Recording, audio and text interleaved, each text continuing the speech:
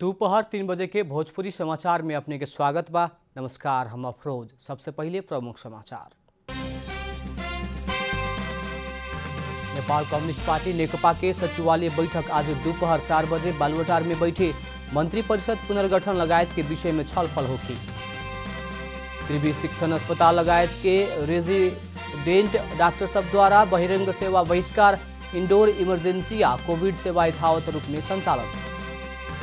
सीमा बंद के कारण तिब्बती भेड़ा च्याङ्रा मुस्ताङ आविना सकल, दशहरा लक्षित तिब्बती कारोबार प्रभावित। मंगल ग्रह पृथ्वी के सबसे नजदीक आइल, वैज्ञानिक सबके दावी। आज रात 8:03 में समय में मंगल ग्रह पृथ्वी से सीधा देखल जाए। Indian Premier League IPL cricket में आज मुंबई इंडियंस और राजस्थान रॉयल्स बीच खेल होगी।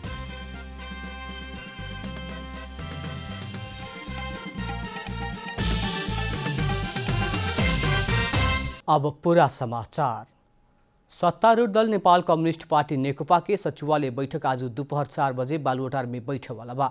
इतवार के बैठक के कहल गई सचिवालय बैठक प्रधानमंत्री KP शर्मा ओली के सचिवालय के 4 जना आ 67 जन सुरक्षाकर्मी में कोरोना संक्रमण दिखाई देला बाद स्थगित भइल रहे। बैठक दोपहर 4 बजे बालुवाटार में बैठक के महासचिव विष्णु पौडेल जानकारी देने। इससे पहले कुआर 6 गते बैठल सचिवालय बैठक 10 दिन के म्याद दे के अध्यक्ष KP शर्मा ओलिया, दोसर अध्यक्ष पुष्पकमल दाहाल सहित महासचिव विष्णु पौडेल के सांगठनिक एकता के बाकी काम पूरा करला खाका बनाव के जिम्मेवारी देहले रहे। वैसे ही सचिवालय बैठक के 1 नंबर कार्यसूची में रहल मंत्री परिषद पुनर्गठन के सहमति करे के जिम्मा भी दोनों अध्यक्ष पर ही बाटे। उ लोग बीच और ओह विषय में ठोस सहमति होके ना सकल सचिवालय के सदस्य सबके बुझाई बाटे। सचिवालय के अन्य कार्यसूची में संवैधानिक निकाय में पदपूर्ति करे के बारे सहमति करे के नेकपा केंद्रीय सदस्य सबके बैठक भत्ता लगायत के विषय बाटे। त्रिवी शिक्षण अस्पताल, वीर अस्पताल आ BP कोइराला स्वास्थ्य विज्ञान प्रतिष्ठान धरान के डॉक्टर सब आज सवेरे से बहिरंग सेवा बहिष्कार कैले बा। डॉक्टर गोविंद किसी के जीवन रक्षा खातिर सरकार के दबाव देवे के उद्देश्य से इतवार से रोजाना 2 घंटा इमरजेंसी या कोविड-19 बाहेक के कोनो भी सेवा में संलग्न ना भइल रेजिमेंट डॉक्टर सब के सांकेतिक विरुद्ध से सरकार के कोनो फर्क ना पड़ला बाद मंगर से बहिरंग सेवा बहिष्कार कैले बा। त्रिवी शिक्षण अस्पताल संगे ही वीर आ धरान के रेजिमेंट डॉक्टर सब भी मांग पूरा ना होके तक बहिरंग सेवा बहिष्कार करे के जनौले बा। बहिरंग सेवा बहिष्कार कैला पर भी इंडोर इमरजेंसी या कोविड सेवा यथावत रूप में संचालन होके के जनावल गई बा। त्रिवी शिक्षण अस्पताल, वीर अस्पताल आ BP कोइराला स्वास्थ्य विज्ञान प्रतिष्ठान धरान केयर के 8 से 10 जने रेजिमेंट डॉक्टर सब बाटे लोग। प्रदेश 2 के राजधानी जनकपुर धाम के शैक्षिक संस्था सब आज से फिर संचालन में आयल बाटे। जनकपुर धाम उपमहानगर पालिका स्वास्थ्य सुरक्षा मापदंड पूरा करे के नगर क्षेत्र में रहल स्कूल सब संचालन में लियावे के निर्णय कैलक। कोरोना संक्रमण के कारण अवरुद्ध रहल विद्यालय सब के नियमित पठन पाठन शुरू करला शिक्षा विज्ञान तथा प्रविधि मंत्रालय के निर्णय मुताबिक जनकपुर धाम उपमहानगर पालिका स्वास्थ्य सुरक्षा मापदंड पूरा करके विद्यालय संचालन करे लागल हुए। संघीय सरकार से तोकल मापदंड आ निर्देशिका के शर्त सब पालना करे के शर्त से 12 कक्षा तक के विद्यालय में आज से पठन पाठन संचालन करे के निर्णय कैल उप प्रमुख रीता कुमारी मिश्रा जानकारी देने। विद्यार्थी सिकाई सहजीकरण निर्देशिका 2077 के दफा 33 के उपदफा 2 आ दफा 11 बमोजिम सिकाई क्रियाकलाप संचालन करे के निर्णय कैल मिश्र बताउने। वैसे ही बाल कक्षा आ बाल विकास के शिक्षक शिक्षिका सब विद्यार्थी के घर घर पुग के होम स्कूलिंग कराव के निर्णय कैल जनकपुर धाम उपमहानगर पालिका जनौले बा। नेपाली सेना दार्चुला सदरमुकाम खलंगा के ब्यास गाउँपालिका के छारुआ तिंकर गांव से जोड़े वाला सड़क हस्तांतरण कैले बाटे। नेपाली सेना के सुदूरपश्चिम प्रीतनापति निर्मल कुमार थापा सुदूरपश्चिम प्रदेश के मुख्यमंत्री त्रिलोचन भट्ट के घोड़ा चल सके वाला सड़क हस्तांतरण कैनिहा। नेपाली सेना करीब 4 महीना के मेहनत के बाद ब्यास गाउँपालिका 1 घाटी बगर स्थित बहुते कड़ा मुश्किल पहाड़ फोर के उस सड़क बनौलक। 1 करोड़ 8 लाख खर्च करके महाकाली नदी किनार के उस क्षेत्र में सेना चट्टानी पहाड़ फोर के 2 मीटर चौड़ाई भइल 5 से 50 मीटर लंबा सड़क निर्माण कैल नेपाली सेना के प्रवक्ता संतोष वल्लभ पौडेल जानकारी देने। भोजपुरी समाचार में अब छोट विश्राम।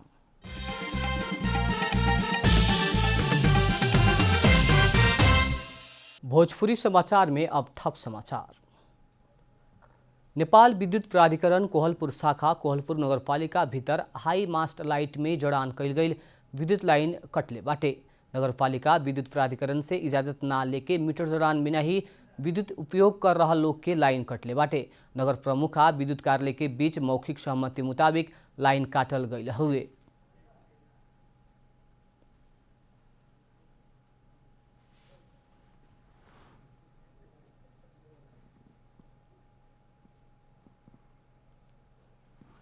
कार्यालय प्रमुख सर र हाम्रो मेयर साहबसँग समन्वय भएको उहाँहरूले हामी मिटर जोड्छौँ भन्नुभएको थियो।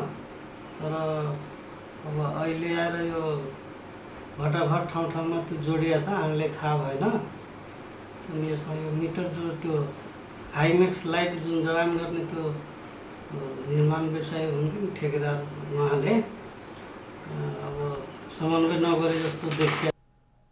विद्युत कार्यालय कोहलपुर 3 ठाउँ में रहल हाई मास्ट लाइट के विद्युत कटौती कैले बाटे तो अन्य ठाउँ के भी बत्ती काट के कटले बाटे।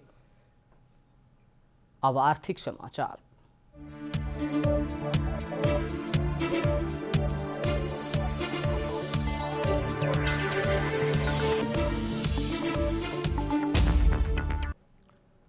कोभिड-19 के कारण नेपाल में दशहरा लक्षित तिब्बती भेड़ा च्याङ्रा के कारोबार प्रभावित भइल बाटे।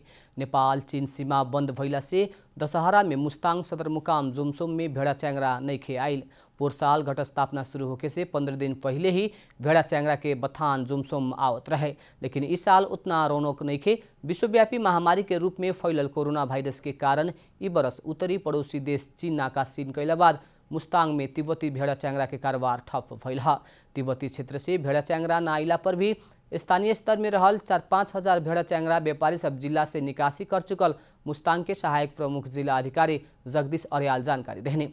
स्थानीय कृषक के भेड़ा च्याङ्रा व्यापारी सोझे जिला से निकासी करे के भइला से बाजार दरभाव समेत तय होके ना सकल अर्याल जानकारी देहने। इन्हें कृषि सामग्री संस्थान ई बरस के भेड़ा च्याङ्रा के बाजार भाव आज बिहान में तय होके के जनौले बा। चालू आर्थिक वर्ष में सोयाबीन तेल के नेपाल के पहिलका निर्यात योग्य वस्तु बनल बाटे। पिछला आर्थिक वर्ष के तुलना में चालू आर्थिक वर्ष में निर्यात 10.5% से बढ़ल बाटे। व्यापार तथा निकासी प्रवर्धन केंद्र के तथ्यांक मुताबिक पहिलका 2 महीना में 5 अरब 47 करोड़ 93 लाख रुपया बराबर के सोयाबीन के तेल निर्यात भइल बा। परिणाम के आधार में 3 करोड़ 95 लाख 7,851 केजी सोयाबीन के तेल निर्यात भइल ह। चालू आर्थिक वर्ष में सोयाबीन के तेल के निर्यात 4 से 93% से वृद्धि भइल केंद्र के तथ्यांक देखौले बा। पिछला आर्थिक वर्ष के उहे अवधि में 91 करोड़ 41 लाख रुपया बराबर के 73,29,226 केजी तेल निर्यात भइल रहे। पहिलका 2 महीना में निर्यात भइल वस्तु सब में क्रमशः चिया दूसरा, उनके कारपेट तेसर नंबर में, पोलिस्टर आ कटन के कपड़ा चौथा नंबर में, जूट 5वां नंबर में पड़ल बाटे। ई सामग्री सब 1 अरब रुपया से ज्यादा के निर्यात भइल तथ्यांक देखौले बा। वैसे ही पहिलका 2 महीना में नेपाल से 28,79,100 केजी अदुवा निर्यात भइल बा। 13 करोड़ 84 लाख 72,000 रुपया के अदुवा निर्यात भइल केंद्र जनौले बा।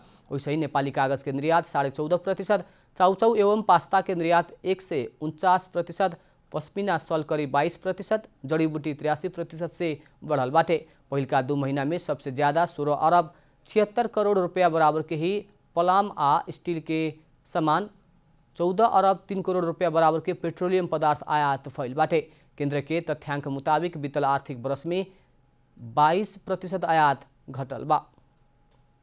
भोजपुरी समाचार में अब छोड़ विश्राम।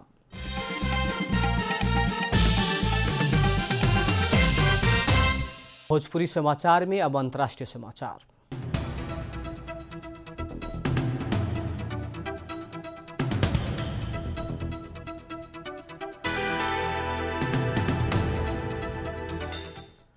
वैज्ञानिक सबके मुताबिक अभिन मंगल ग्रह पृथ्वी के नजदीक आइल बाटे। सन 2003 इन्हें पहिलका बेर मंगल ग्रह इतना नजदीक आइल हुए। मंगल ग्रह अब 15 वर्ष के बाद ही पृथ्वी के इतना नजदीक आवे के वैज्ञानिक सब बतौले बा। रात के समय में अक्टूबर महीना भर मंगल ग्रह के पृथ्वी से स्पष्ट रूप में देखल जा सकत बा। मंगल ग्रह आज राति 8:03 में पृथ्वी से सबसे नजदीक आवे के वैज्ञानिक सब के दावी बाटे। उस समय मंगल ग्रह पृथ्वी से 3 करोड़ 85,86,816 माइल के दूरी में रही। ओकरा बाद सन 2035 तक मंगल ग्रह पृथ्वी से इतना नजदीक न आई। सन 2003 में मंगल ग्रह पृथ्वी के सबसे लगे आयल रहे, लेकिन उती बेरा मंगल ग्रह आ पृथ्वी बीच के दूरी 34.65 मिलियन माइल रहे। अगला हफ्ता पृथ्वी मंगल ग्रह आ सूर्य के बीच में पड़ी मार्स अपोजिशन कहल जाए वाला ये अवस्था अक्टूबर 13 में आई। अमेरिकी अंतरिक्ष एजेंसी नासा के मुताबिक उ दिन मंगल ग्रह पृथ्वी के एक पक्ष से सूर्य के छेकी। मंगल ग्रह आ पृथ्वी पूर्ण वृत्त में कभू भी परिक्रमा ना करला, लेकिन उस सब के परिक्रमा चक्र उभल जैसन होखे के वैज्ञानिक सबके दावी बाटे। ई बरस चिकित्सा तरफ के नोबेल पुरस्कार हेपेटाइटिस सी भाइरस पता लगावे वाला 2 जने अमेरिकी आ 1 जने बेलायती नागरिक के संयुक्त रूप में देवे के घोषणा कइल गइल बा। काल्हु स्टॉकहोल्म में बैठल नोबेल कमिटी के प्रमुख थॉमस परलमन ई वायरस के चिकित्सा तरफ के नोबेल पुरस्कार 2 जने अमेरिकी वैज्ञानिक हार्वे जे अल्टर, चार्ल्स एम राइस आ 1 जने बेलायती वैज्ञानिक माइकल हटगन के देवे के निर्णय भइल विदेशी समाचार माध्यम सब जनौले बा। विश्वभर हेपेटाइटिस के 7 करोड़ से ज्यादा संक्रमित बाटे त 1 बरस में एकर कारण विश्वभर 4 लाख आदमी के मृत्यु होखेला। प्राणघातक हेपेटाइटिस सी रोग लगला बाद आदमी के फेफड़ा फूले के साथे कैंसर समेत होके के संभावना रहेला। विभिन्न 6 विधा में देवल जाए वाला पुरस्कार मध्ये ई पहिलका पुरस्कार है। हरेक बरस चिकित्सा, भौतिक शास्त्र, रसायन शास्त्र, साहित्य, शांति आ अर्थतंत्र के क्षेत्र में ई प्रतिष्ठित पुरस्कार देहल जाला। अब खेलकूद समाचार।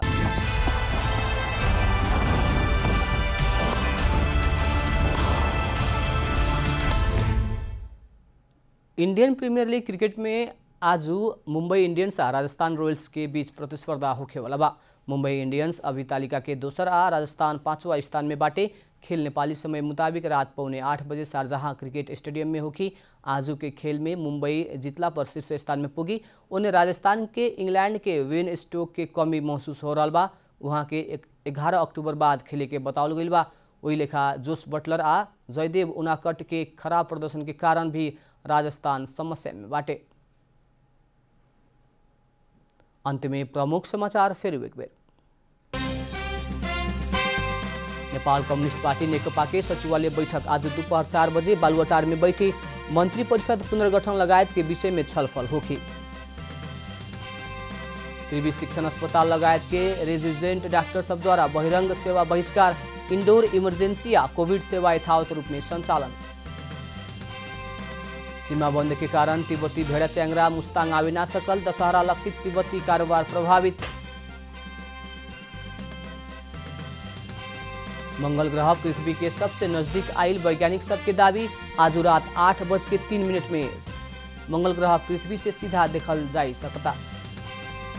Indian Premier League IPL cricket में आज मुंबई इंडियंस आ राजस्थान रॉयल्स बीच खेल होगी।